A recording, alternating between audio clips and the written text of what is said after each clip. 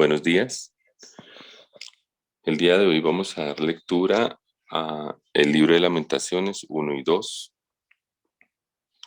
Previo a ello, debo hacer mención de que hay un contexto histórico que tiene relación con la presencia de los imperios asirio, babilónico y egipcio, que estaban en permanente pugna entre ellos por el control y por el dominio de esta región. Y principalmente los asirios, que se caracterizaron por su excesiva crueldad con los pueblos que sometían, al punto de arrasar, de saquear y de destruir las ciudades a donde llegaban y someter a sus pobladores, incluso sometiéndolos a destierro. Pero posteriormente fue el imperio babilónico el que se impuso y llegó incluso a dominar Israel y Judá.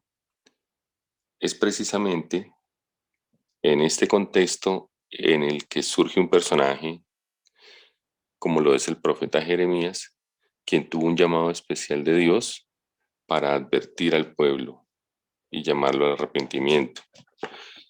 En Jeremías 3, versículo 22, dice: Convertíos, hijos rebeldes, y sanaré vuestras rebeliones. Y aquí nosotros venimos a ti, porque tú eres Jehová nuestro Dios.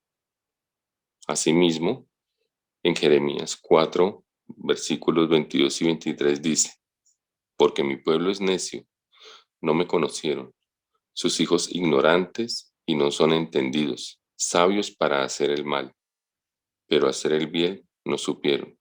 Miré a la tierra y he aquí que estaba asolada y vacía, y a los cielos y no había en ellos luz. Miré a los montes y he aquí que temblaban y que todos los collados fueron destruidos. Miré y no había hombre, y todas las aves del cielo se habían ido. Miré, y he aquí el campo fértil era un desierto, y todas sus ciudades eran asoladas delante de Jehová, delante del ardor de su ira. En el libro de Lamentaciones, en su capítulo primero, nos habla de la tristeza de Sión, la cautiva, y dice: ¿Cómo ha quedado sola la ciudad populosa? La grande entre las naciones se ha vuelto como viuda. La señora de provincias ha sido hecha tributaria. Amargamente lloró en la noche, y sus lágrimas están en sus mejillas. No tienen quien la consuele de todos sus amantes. Todos sus amigos le faltaron, se le volvieron enemigos. Judá ha ido en cautiverio a causa de la aflicción y de la dura servidumbre. Ella habitó entre las naciones y no halló descanso.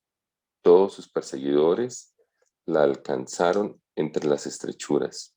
Las calzadas de Sión tienen luto, porque no hay quien venga a las fiestas solemnes. Todas sus puertas están asoladas. Sus sacerdotes gimen, sus vírgenes están afligidas, y ella tiene amargura. Sus enemigos han sido hechos príncipes, sus aborrecedores fueron prosperados, porque Jehová la afligió por la multitud de sus rebeliones. Sus hijos fueron en cautividad delante del enemigo. Desapareció la hija de Sión, toda su hermosura. Sus príncipes fueron como siervos que no hallan pasto, y anduvieron sin fuerzas delante del perseguidor. Jerusalén, cuando cayó su pueblo en manos del enemigo y no hubo quien la ayudase, se acordó de los días de su aflicción y de sus rebeliones, y de todas las cosas agradables que tuvo desde los tiempos antiguos. La miraron los enemigos y se burlaron de su caída. Pecado cometió Jerusalén, por lo cual ella ha sido removida. Todos los que la honraban la han menospreciado porque vieron su vergüenza, y ella suspira y se vuelve atrás. Claramente, las advertencias que había hecho Jeremías, pero no solo Jeremías, sino también otros profetas, no habían sido escuchadas. Y Lamentaciones nos deja ver que precisamente la ira de Dios llegó por el pecado. Lamentaciones en sí misma significa queja con una muestra de dolor. Y ese fue tal vez el mensaje que quiso transmitir Jeremías, porque pudo ver todo este proceso en el cual el pueblo se negó a atender los llamados. Dice que en el reino de Josías fue cuando Dios llamó a Jeremías y le explicó que lo habría predeterminado para ser un profeta a las naciones del mundo y para predicar el arrepentimiento al reino del sur, a Judá, porque el pueblo había abandonado a Jehová y adoraba a otros dioses. Lamentaciones, entonces, surge precisamente de, un, de una reflexión muy profunda sobre cómo había quedado la ciudad de Jerusalén, el reino de Judá y en sí todo el pueblo escogido por Dios como consecuencia de sus pecados. Lamentaciones 1 fue escrito en el año 597 a.C., pero realmente el llamado a el ministerio de Jeremías se hizo en el año 626, es decir, 30 años después, 30 años de una ardua labor que se vio tal vez sopesada por todo por ser testigo Jeremías de todo lo que sucedió. Pero valdría la pena para nuestra reflexión del día de hoy, reflexionar de cómo Dios llama a un profeta, cómo se llega a ser un profeta de Dios. Y generalmente pues se podría pensar que se trata primero de un periodo de capacitación, de un periodo de alistamiento, pero la verdad es que este no es el caso de los siervos más sobresalientes de Dios. Eh, en la Biblia se encuentra la historia de Samuel a Eliseo, incluso de Amós y también de otros profetas, donde el patrón siempre ha sido el mismo. Dios llama directamente a sus profetas para sus ministerios especiales. Y entonces no debería sorprendernos que algunos de estos profetas especiales no quisieran asumir esa tarea, se negaran a recibir tales responsabilidades de liderazgo moral, por las cuales pocos son apreciados y con mucha frecuencia y en términos generales lleguen incluso a ser perseguidos. Son encarcelados, son maltratados, son rechazados. Y es curioso porque se entendería que si soy un mensajero de Dios y llevo un mensaje y una verdad, el pueblo debería recibirla. Pero generalmente no es así. El pueblo quiere escuchar solo lo que le agrada. No le gusta escuchar los mensajes de reprensión o los llamados de atención. Entonces vemos cómo un ejemplo de estos profetas y cómo a veces se respondieron ellos con renuencia es precisamente el caso de Jeremías. En el año 626 a.C., fue el llamado de Jeremías, siendo muy joven, pero a pesar de su rechazo, finalmente cumplió la misión que se le encomendó y prestó un servicio durante cerca de 50 años eh, que le permitió pues ver la fidelidad de Dios en su vida.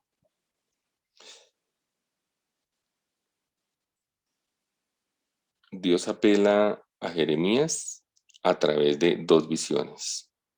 La primera es la de una vara de almendro, donde mediante un juego de palabras Dios le explica lo que lo que está viendo es la ejecución de su propósito en la tierra. La palabra hebrea para ver suena como la palabra hebrea para almendro. Y la segunda visión es una olla hirviendo, que es un símbolo oriental de una gran guerra. A través de este símbolo, Dios revela a Jeremías la destrucción que viene del norte, es decir, la invasión por parte de Babilonia. Dios le dice a Jeremías que su misión será de reprender y juzgar por un lado y por otro de su aliento. Dios promete estar junto a Jeremías a lo largo de las muchas pruebas personales que tendrá que enfrentar. Y es curioso porque Jeremías tal vez podría tener una posición de privilegio, ser de la casta sacerdotal y estarse preparando para ello, pero Dios lo rescató de esta posición de privilegio para servirle de manera directa y ser su mensajero y ser su herramienta para darle este mensaje al pueblo. Puede que las persecuciones de Jeremías que Jeremías ha experimentado sean el resultado de los momentos en los que hizo y publicó sus profecías. Cuando comienza su ministerio, advirtiendo contra un peligro inminente para la nación, Judá está descansando complacía en un inusual periodo de paz y pronto va a experimentar un breve periodo de avivamiento espiritual. Pero la verdad es que esto está precedido de un periodo de cerca de 300 años de idolatría, de corrupción, de la componenda entre los reyes, los gobernantes y los sacerdotes, que no precisamente es lo que agrada a Dios. Y nuestro Padre quiere hacer un cambio desde lo más interior del pueblo, desde los jóvenes. Mientras Jeremías predica la caída de Jerusalén, el mensaje popular de los sacerdotes y falsos profetas es de paz, de tranquilidad, de prosperidad.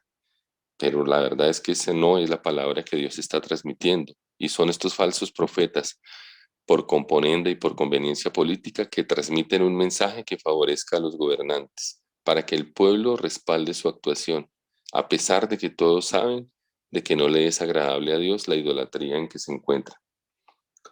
El pueblo prefiere entonces cerrar a los que son creerle a los que son más optimistas y cerrarse al mensaje de aquellos profetas que anuncian un desastre inminente.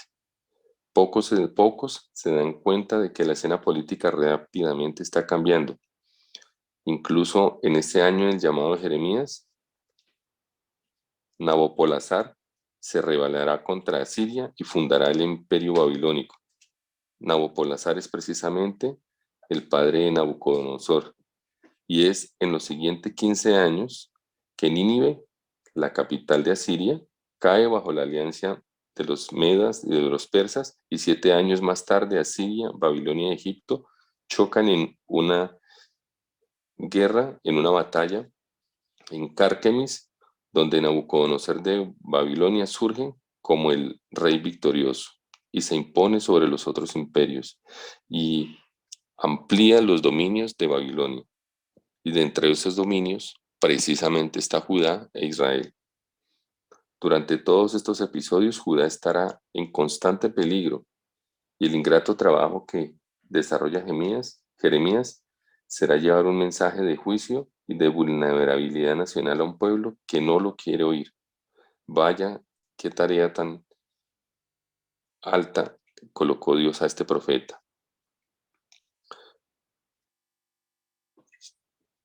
Cuando Jeremías fue llamado al cumplimiento de esta tarea, lo hizo con sus contemporáneos. Entre ellos está Baruch, que fue su escriba, pero también estaba Ezequiel y Daniel. Ezequiel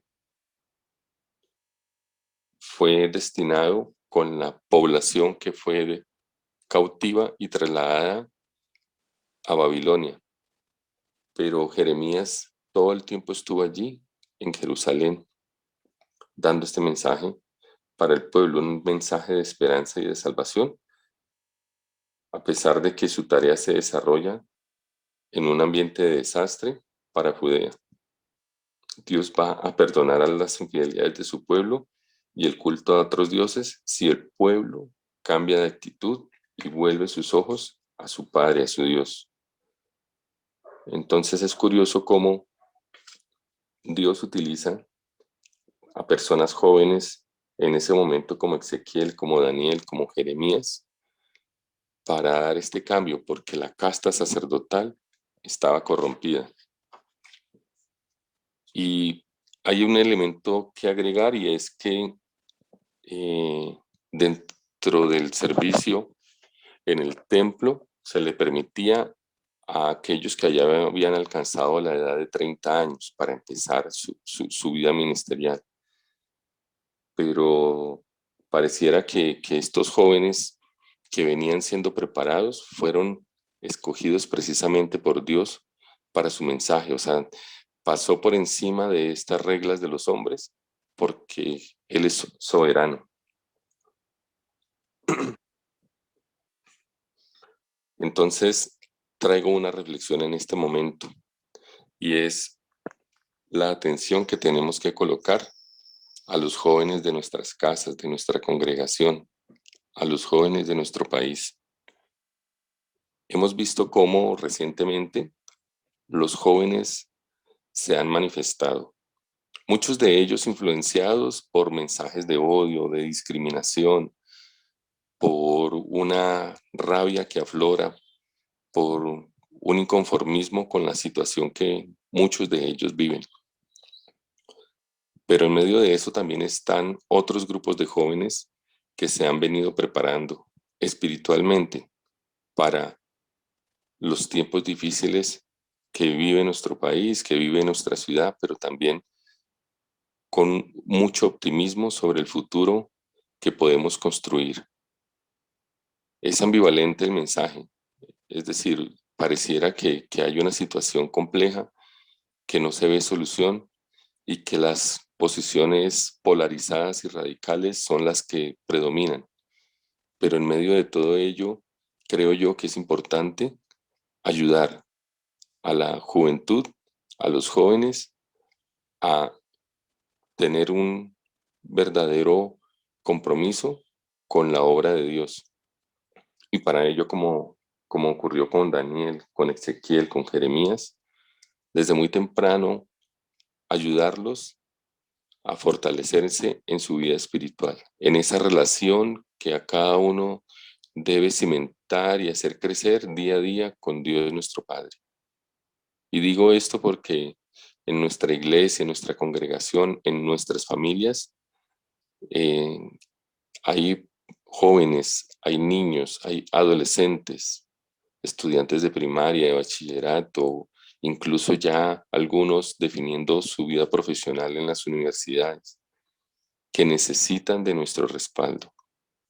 Ellos son el relevo generacional en nuestra congregación y necesitamos eh, fortalecer en ellos los principios y valores que les permitirán en el futuro fundar una familia y hacer crecer la obra ministerial y hacer crecer el reino de Dios en medio de nuestro pueblo afligido. Colombia podría ser precisamente Judá. Colombia podría ser precisamente este país que se ve en medio de los intereses de otros grandes y que no sabe realmente enfocarse en el verdadero soberano. Hemos olvidado tal vez que en los jóvenes está ese futuro que anhelamos para nuestro país, pero lo construimos desde nosotros. Entonces, siento la necesidad de transmitir a ustedes este mensaje para decirles que por favor ayudemos a los chicos, a los niños, a los jóvenes en la congregación. Hay muchos servicios, muchas actividades que se preparan para ellos, pero a veces es triste ver cómo van 3 o 4 niños o los jóvenes, no todos los que se supone hacen parte de nuestra congregación, no asisten, no los motivamos, no los ayudamos en esta tarea. Y la verdad es que muchos de ellos están confundidos. Hay espacios en los que están en una transición, podemos decirlo así, una transición de dejar de ser adolescentes que adolecen de ese criterio para llegar a un momento de adultez a tomar decisiones y asumir las responsabilidades de sus actos. Pero creo que estamos en un buen momento porque es precisamente ahora que podemos fortalecer en ellos esa convicción en los principios y en los valores que se infunden a través del estudio de la Biblia y de la palabra de Dios, a través de los tiempos de intercesión y comunión, a través de los diferentes ministerios en los cuales desarrollamos nuestra obra. Yo les invito, por favor, para que este tiempo reflexionemos y tengamos en cuenta que el año 2022 ya empezó, que el año 2022 no tenemos que esperar al mes de enero, sino que desde ya tenemos que hacer una evaluación de lo que ocurrió en el año 2021, pero también proyectar desde ya esas acciones que tenemos que ejecutar en el 2022 y que muchas de ellas implican actos preparativos para poder desde el primer día del año 2022 estar trabajando en esos propósitos. Y uno de ellos considero y los invito es a que trabajemos por los niños y por los jóvenes de nuestra congregación y por qué no decirlo incluso de nuestra ciudad, que necesitan que alguien los escuche, que no los escuchen los extremos, las posiciones polarizadas, las posiciones infranqueables, sino que encuentren el verdadero mensaje y la verdad que está en el mensaje de Cristo en nuestras vidas. Muchas gracias. Vamos a orar.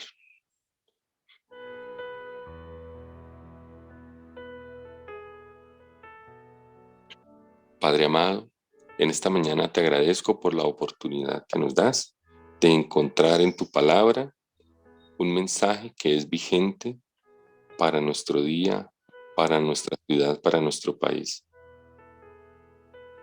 Imagino yo en este momento cuál sería la aflicción en que vivía Jeremías, el mismo Daniel, Ezequiel, Baruch, jóvenes que tú llamaste a tu servicio, muchos de ellos inexpertos, muchos de ellos temerosos, muchos de ellos sin el deseo realmente de involucrarse, pero tú infundiste en ellos esa valentía, ese valor y los usaste, Señor.